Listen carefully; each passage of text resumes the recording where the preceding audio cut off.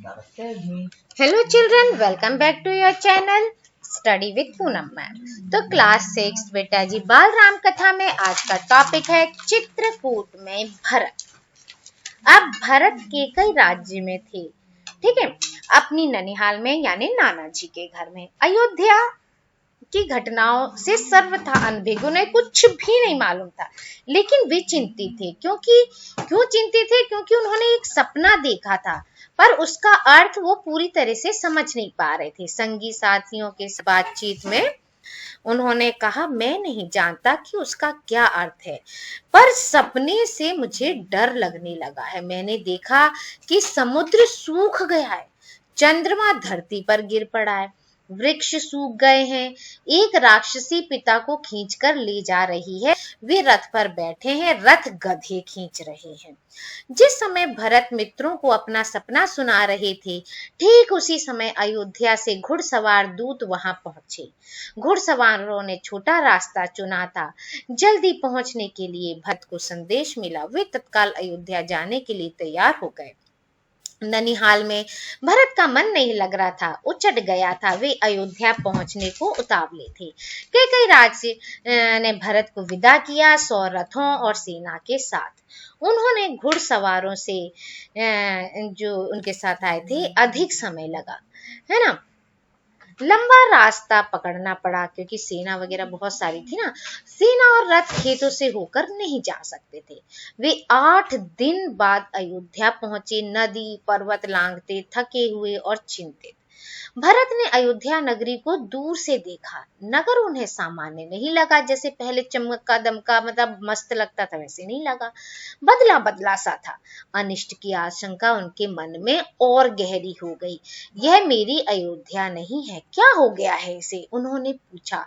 सड़कें बिल्कुल सूनी हैं, बाग बगीचे बिल्कुल उदास मुरझाए मुरझाए से खड़े हैं। सब लोग कहाँ गए? वे तुमुल्लाद कहाँ है? पक्षी भी कलरव नहीं कर रहे हैं। इतनी चुप्पी क्यों है? किसी ने भरत के प्रश्न का उत्तर नहीं दिया, क्योंकि मना किया गया था। नगर पहुंचते ही भरत सीधे राजभवन गए, महाराज दशरथ के प्रासाद की ओर मतलब उनके भवन की ओर। महाराज वहां नहीं थे। फिर वे कैकई के महल की ओर बढ़े। मां ने आगे बढ़कर पुत्र को गले लगा लिया, परंतु भरत की आंखें पिता को ढूंढ रही थीं। उन्होंने मां से पूछा, पुत्र, तुम्हारे पिता चले गए हैं वहां जहां एक दिन हम सबको जाना है, अर्थात उनका निधन हो गया है।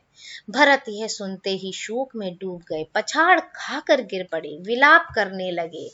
मां कैकेयी ने उन्हें उठाया, ढांढस बंधाया, कहा, उठो पुत्र, यशस्वी कुमार शोक नहीं करते। तुम्हारा इस प्रकार दुखी होना उचित नहीं है, राजगुणों के विरुद्ध है, अपने को संभालो। क्या से क्या हो गया? भरत यह मानकर चल रहे थे कि पिता राज्याभिषेक की तैयारियों में व्यस्त होंगे, सब कुछ उल्टा हो गया। उन्होंने मेरे लिए कोई संदेश दिया? भरत ने मां से पूछा। नहीं। अंतिम समय में उनके मुंह से केवल 3 शब्द निकले, हे राम, हे सीते, हे लक्ष्मण। तुम्हारे लिए कुछ नहीं कहा। भरत व्याकुल थे, विकलता बढ़ती ही जा रही थी। वह तुरंत राम के पास जाना चाहते थे। मां ने उन्हें वनवास दे दिया है, 14 वर्ष के लिए। सीता और लक्ष्मण भी राम के साथ गए हैं। कैकेयी ने भरत का मन पढ़ते हुए कहा। वह जानती थी कि भरत यहाँ से सीधे राम के पास ही जाएंगे, परंतु वनवास क्यों? भ्राता राम से कोई अपराध हुआ है? उन्होंने पूछा। तो उन्होंने कहा, राम से कोई अपराध नहीं हुआ, महाराज ने उन्हें दंड भी नहीं दिया। इसके लिए मैंने महाराज दशरथ से प्रार्थना की थी। मुझे तुम्हारे हित में यही उचित लगा, मैं तुम्हारा अहित नहीं देख सकती थी। कैकेयी ने कहा। वरदान की पूरी कथा सुनाते हुए उन्होंने कहा, उठो पुत्र, राजगद्दी संभालो। अयोध्या का निष्कंटक राज्य अब तुम्हारा है। भरत अपना क्रोध रोक नहीं सके, चीख पड़े, यह तुमने क्या किया माते? ऐसा अनर्थ, घोर अपराध, अपराधिनी हो तुम। वन तुम्हें जाना चाहिए था, राम को नहीं। मेरे लिए यह राज अर्थहीन है। पिता को खोकर, भाई से बिछड़कर, नहीं चाहिए मुझे ऐसा राज्य। इस बीच मंत्रीगण और सभासद भी वहां आ गए। भरत बोलते रहे, तुमने पाप किया है माते, इतना साहस कहां से आया तुम में? किसने तुम्हारी बुद्धि भ्रष्ट की? उल्टा पाठ किसने पढ़ाया? यह अपराध अक्षम्य है, मैं राजपद नहीं ग्रहण करूंगा। तुमने ऐसा सोचा कैसे? सभासदों की ओर मुड़ते हुए भरत ने हाथ जोड़कर कहा, आप भी सुन लें, मेरी मां ने जो किया है उसमें मेरा कोई हाथ नहीं है। मैं राम की सौगंध खाकर कहता हूं कि मैं राम के पास जाऊंगा, उन्हें मना कर लाऊंगा, प्रार्थना करूंगा कि वे गद्दी संभालें, मैं दास बनकर रहूंगा। भरत बहुत उत्तेजित हो गए थे, स्वयं पर नियंत्रण नहीं रख सके। बोलते बोलते उनकी सांस उखड़ने लगी, वे चकरा कर धरती पर गिर पड़े। सुध बुध लौटी तो भरत रानी कौशल्या के महल की ओर चल पड़े। उनसे लिपट कर बच्चों की तरह बिलक कर रोए, उनके चरणों में गिर पड़े। कौशल्या आहत थी, उन्होंने कहा, पुत्र, तुम्हारी मनोकामना पूरी हुई, तुम जो चाहते थे हो गया। राम अब जंगल में है, अयोध्या का राज तुम्हारा है। मुझे बस एक दुख है, कैकेयी ने राज लेने का जो तरीका अपनाया वह अनुचित था, निर्मम था। तुम राज करो पुत्र, पर मुझ पर एक दया करो, मुझे मेरे राम के पास भिजवा दो। भरत ने रानी कौशल्या से क्षमा मांगी, सफाई दी, रानी कैकेयी के व्यवहार पर ग्लानि व्यक्त की, कहा, राम मेरे प्रिय अग्रज हैं, मैं उनका अहित सोच भी नहीं सकता, मैं निरपराध हूँ। कौशल्या ने भरत को क्षमा कर दिया, उन्हें गले लगा लिया।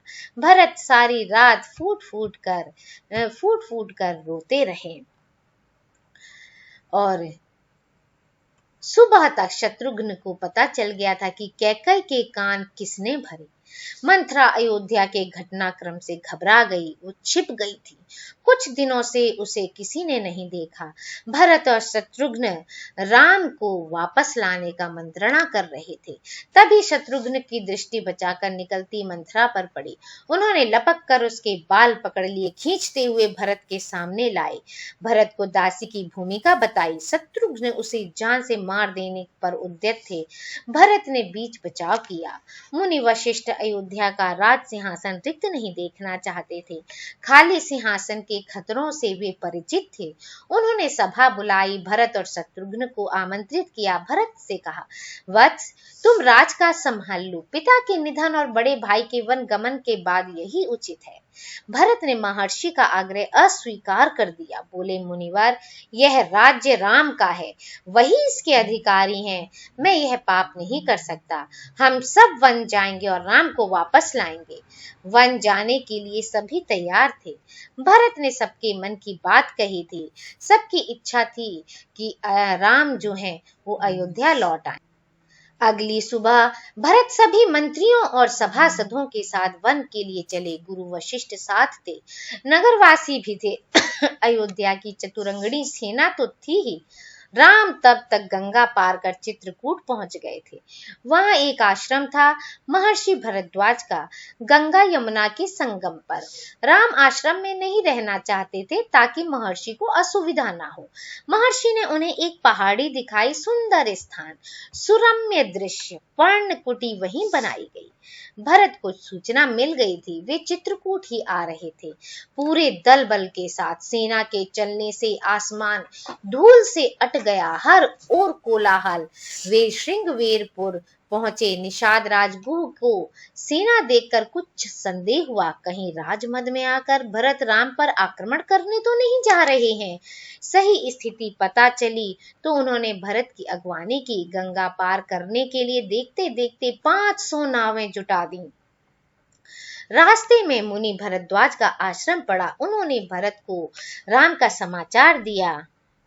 वह मार्ग दिखाया जिधर से राम गए, वह पहाड़ी दिखाई जहां राम ने पर्णकुटी बनाई। अयोध्या वासियों ने रात आश्रम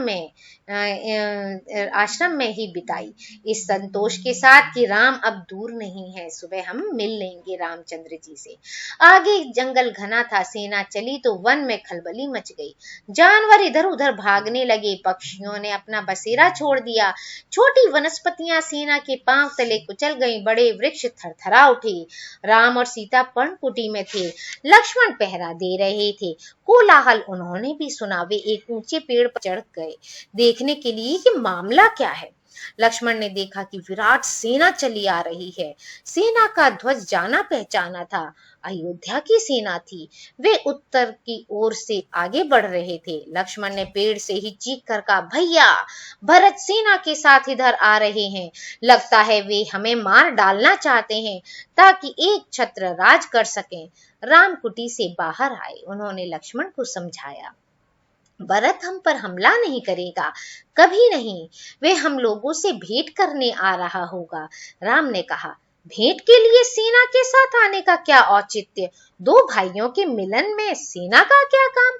लक्ष्मण आश्वस्त नहीं थे, वे सेना पर आक्रमण करना चाहते थे, परंतु राम ने उन्हें रोक दिया।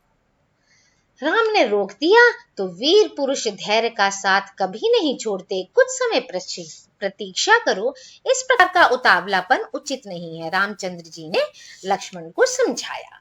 भरत ने सेना पहाड़ी के नीचे रोक दी, नगर वासियों से भी वहीं ठहरने को कहा। कोलाहल थोड़ा थम गया, उसकी जगह पुनः वन में की जो नैसर्गिक शांति थी वो फिर से आ गई, मतलब शांत हो गया वातावरण। भरत ने पहाड़ी को प्रणाम किया, शत्रुघ्न को साथ लेकर नंगे पांव ऊपर चढ़े। पांवों की गति अचानक बढ़ गई। भाई से मिलने की उत्कंठा में वे और प्रतीक्षा नहीं कर सकते थे। पहाड़ी पर दूर से एक छवि दिखी, वो राम थे, शिला पर बैठे हुए। पास ही सीता और लक्ष्मण बैठे थे। भरत दौड़ पड़े, राम के चरणों में गिर पड़े। उनके मुंह से एक शब्द भी नहीं निकला। शत्रुघ्न ने भी राम की चरण वंदना की, बोले वे भी नहीं, चुप रहे, क्योंकि बोला ही नहीं जा रहा था, क्या बोला जाए, है ना। भरत जो थे वो साहस नहीं जुटा पा रहे थे कि कैसे हिम्मत करें, उनसे क्या बोलें। बड़े भाई को यह सूचना देने तक कि पिता दशरथ नहीं रहे, एक दुखद समाचार है। रामचंद्र जी को तो पता नहीं था कि जो राजा दशरथ हैं उनके पिता जो हैं वो मर चुके हैं, ऐसे उनको पता नहीं था। तो उन्होंने बहुत कठिनाई से कहा, भ्राता, मतलब बहुत कठिनाई से उन्होंने कहा, पिता दशरथ नहीं रहे। आपके आने के छठे दिन दुख में प्राण त्याग दिए। राम सन्न रह गए, शोक में डूब गया। उनको इतना दुख हुआ कि अरे ये क्या हो गया। राम को पता चला कि भरत के साथ केवल सेना नहीं आई है, नगरवासी आए हैं, गुरुजन हैं, माता है, केकई भी। राम लक्ष्मण पहाड़ी से उतरकर उनसे भेंट करने आए, सबसे स्नेह से मिले। सीता को तपस्विनी के वेश में देखकर माताएं दुखी हुई। राम ने कैकई को प्रणाम किया सहज भाव से। कैकई मन ही मन पछता रही थी, अब उनको क्या हो रहा था, पछतावा हो रहा था। अगले दिन भरत ने राम से राज ग्रहण का आग्रह किया, समझाया, विनती की कि अयोध्या लौट चलें। राम इसके लिए तैयार नहीं हुए। पिता की आज्ञा का पालन अनिवार्य है, पिता की मृत्यु के बाद में उनका वचन तो बिल्कुल नहीं तोड़ सकता। भरत को राजकाज समझाया, कहा कि अब तुम ही गद्दी संभालो, यह पिता की आज्ञा है। राम भरत संवाद के समय मंत्री और सभासद वहां उपस्थित थे, मुनि वशिष्ठ भी।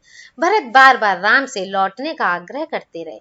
राम हर बार पूरी विनम्रता और दृढ़ता के साथ उसे अस्वीकार करते रहे। महर्षि वशिष्ठ ने कहा, राम, रघुकुल की परंपरा में राजा ज्येष्ठ पुत्र ही होता है, तुम्हें अयोध्या लौटकर अपना दायित्व निभाना चाहिए, इसी में कुल का मान है।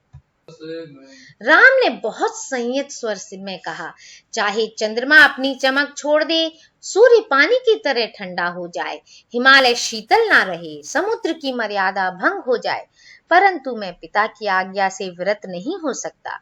मैं उन्हीं की आज्ञा से वन आया हूँ। उन्हीं की आज्ञा से भरत को राजगद्दी संभालनी चाहिए। राम किसी तरह लौटने को तैयार नहीं हुए।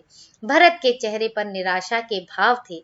वे विफल हो गए थे, निराश हो गए थे राम को मनाने में। आप नहीं लौटेंगे तो मैं भी खाली हाथ नहीं जाऊंगा।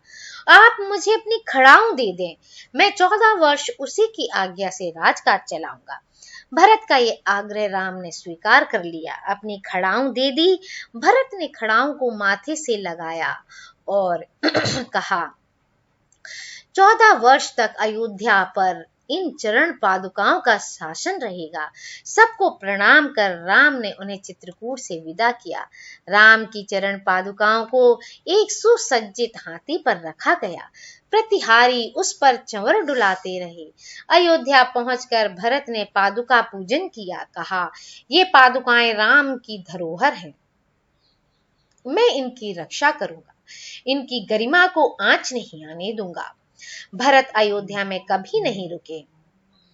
तपस्वी के वस्त्र पहने और नंदी ग्राम चले गए। जाते समय उन्होंने कहा, मेरी अब केवल एक इच्छा है, इन पादुकाओं को उन चरणों में देखूं जहां इन्हें होना चाहिए। मैं राम के लौटने की प्रतीक्षा करूंगा 14 वर्ष। इस तरह इस वीडियो में इतना ही। Thank you. Like, share and subscribe my channel.